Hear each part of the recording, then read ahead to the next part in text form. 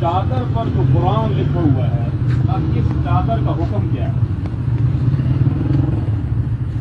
بعض دفعہ ہم بڑی اتباع میں اور محبت میں یوں آتے ہیں کہ اگر قرآن پاک بالفرض کھلا ہوا ہو، آپ میں سے کوئی بندہ اس کو کمر کر سکتا ہے؟ ادبن نہیں نہ کرتے، اس لیے کہ وہ قرآن ہے۔ یہ چادر اب چادر نہیں ہے، یہ چادر قرآن ہے۔ یہ چادر کیا ہے؟ یہ قرآن کے حکم میں ہے بھائیو۔ اس پر قرآن لکھ دیا گیا، ورق پر قرآن لکھو تو قرآن نہیں بنتا، کسی تختی پہ قرآن لکھو وہ قرآن بن جاتا ہے۔ قرآن صرف وہ نہیں ہے جو صرف گدوں کے اندر آ جائے اس کو قرآن کہا جاتا ہے۔ قرآن جہاں ہو وہ قرآن ہوتا ہے، جہاں لکھا جائے اس کی بے ادبی حرام ہوتی ہے۔ اب مثال کے طور پر میں آپ سے گزارش کرتا ہوں، یہ تنقید نہیں ہے، مسئلہ سمجھانا مقصود ہے۔ آپ قرآن پاک لے آئیں، قرآن پاک کو کھول کر یہاں رکھ دیں، کوئی رکھنے کے لیے تیار ہے؟ نہیں۔ جہاں میت کے پاؤں آ رہے ہیں وہاں قرآن رکھ دیں، کوئی رکھنے کے لیے تیار ہے؟ اس لیے ہر بندہ سمجھتے کہ وہ قرآن ہے، میں کیسے رکھوں؟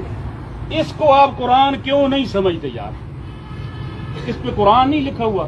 یہ دیکھو، یہ آپ کے سامنے لکھا ہوا ہے سورہ کیا نام اس کا، آیت الکرسی، یہ چاروں کل لکھے ہوئے ہیں اس کے اوپر۔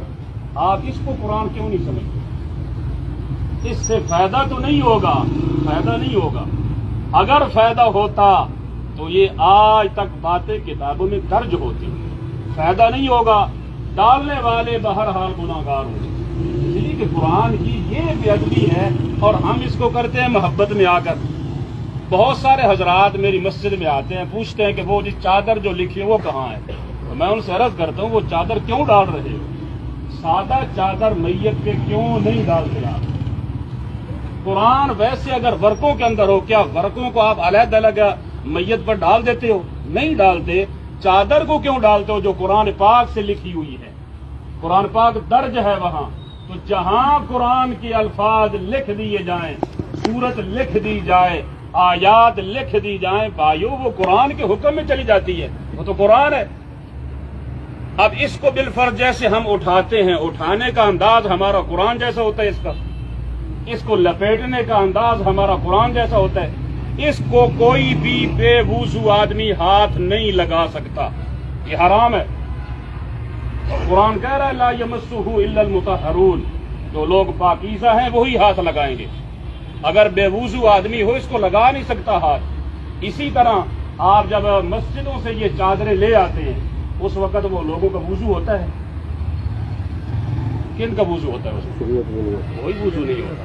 میرے بھائیو، اس کی جانب آپ ذرا توجہ سے اور پورے دھیان کے ساتھ توجہ فرمائیں، اس کی جانب انتہائی توجہ کی درخواست کر رہا ہوں کہ یہ چیزیں ہمارے پالیے نہیں ہونی چاہیے۔ محبت اپنی جگہ پر ہے، میں نے مسئلہ عرض کیا ہے کہ اگر وہ ورق پر لکھو تو کوئی ڈالنے کے لیے تیار نہیں ہے، اس لیے کہ قرآن کی بے ادبی سمجھتا ہے۔ اور اگر وہی قرآن کسی کیا نام اس کا کپڑے پہ آ جائے، آپ اس کو قرآن کیوں نہیں کہتے؟ اس کو کیوں نہیں چومتے آپ؟ اس لیے کہ ہم نے یہ سمجھ لیا ہے کہ یہ چادر قرآن اب نہیں رہی۔ آئیو، یہ قرآن ہے، اس پہ قرآن کی آیات لکھی ہوئی ہیں، پوری صورتیں لکھی ہوئی ہیں، یہ قرآن ہی کے حکم میں چلا گیا ہے۔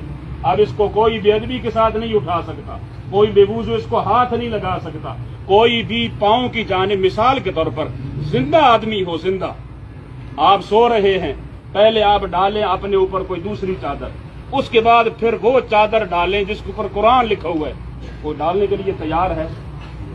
نہیں تیار۔ اس محبت میں یہ انداز اچھا نہیں ہے۔